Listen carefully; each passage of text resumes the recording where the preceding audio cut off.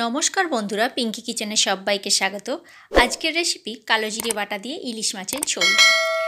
এখানে আমি 5 পিস ইলিশ মাছ নিয়েছি। ইলিশ মাছটা খুব বড় ছিল, দেখো পুরো একদম ডিম হয়ে গেছে ইলিশের ভেতরে। প্রত্যেকটা মাছের ভিতরে কিন্তু ডিম আছে। আর এগুলো আমি পেটির পিস নিয়েছি আর একটা দাগার পিস নিয়েছি। এবারে এটাকে নুন আর হলুদ মাখিয়ে নিচ্ছি।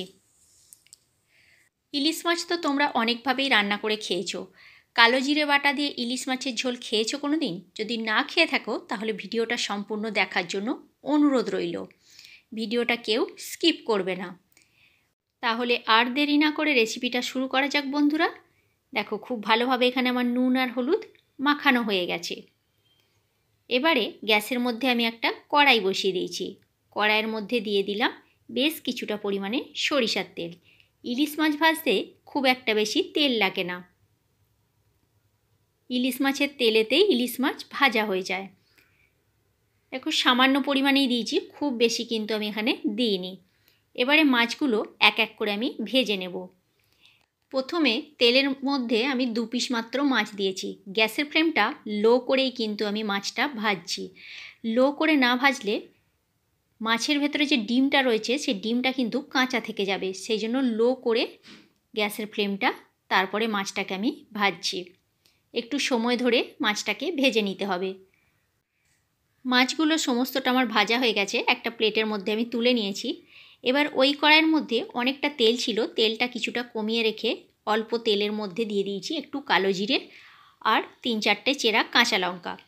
কালো জিরে কাঁচা লঙ্কাটা ভেজে নিয়ে দিয়ে দিয়েছি কেটে রাখা বেগুন। আমি এখানে বেশি বেগুন ব্যবহার করিনি, খুবই সামান্য পরিমাণে বেগুন দিয়েছি। তোমরা চাইলে বেগুনটা একটু বেশিও ব্যবহার করতে পারো, কিংবা এর সাথে আলুও দিতে পারো। আমি এখানে বেগুন দিয়েই রান্নাটা করছি। বেগুনটা হালকা করে নাড়াচাড়া করে ভেজে নিয়ে দিয়ে দিলাম জল। জলটা দেবার পরে 1/2 চামচ মতো হলুদের গুঁড়ো আর স্বাদ মতো লবণ। লবণ আর হলুদ দিয়ে খুব ভালো করে বেগুনের সাথে জলটাকে মিশিয়ে নিলাম। দেখো ঝোল ফুটতে শুরু করে দিয়েছে। এবারে এই পর্যায়ে আমি ভেজে রাখা মাছগুলোকে দিয়ে দিচ্ছি। মাছগুলো দেওয়ার পরে আমি মিনিট 7-এর মতো এটাকে কিন্তু ফোটাবো। এবার একটা ঢাকনা দিয়ে ঢেকে দিচ্ছি মিনিট 7-এর জন্য। মিনিট 7 পর আমি ফিরে আসছি, ঢাকনাটা এবার খুলে দেব। দেখো বেগুনটা খুব ভালোভাবে সিদ্ধ হয়ে গেছে আর মাছগুলো থেকে খুব সুন্দর গন্ধও বেরিয়েছে ঝোলটাতে।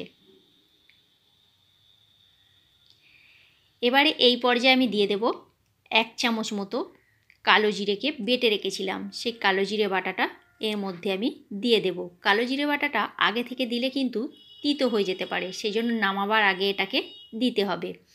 যেহেতু আমার ঝোলটা সম্পূর্ণ হয়ে গেছে, নামাবার আগে আমি এটাকে অ্যাড করছি।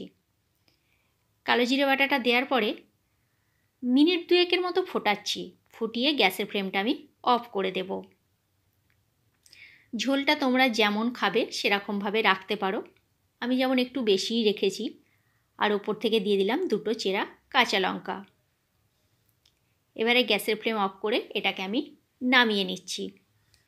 ভিডিওটা ভালো লেগে থাকলে লাইক, কমেন্ট, শেয়ার করো। আর আমার চ্যানেলে নতুন বন্ধু হয়ে থাকলে আমার চ্যানেলটা সাবস্ক্রাইব করার অনুরোধ রইল।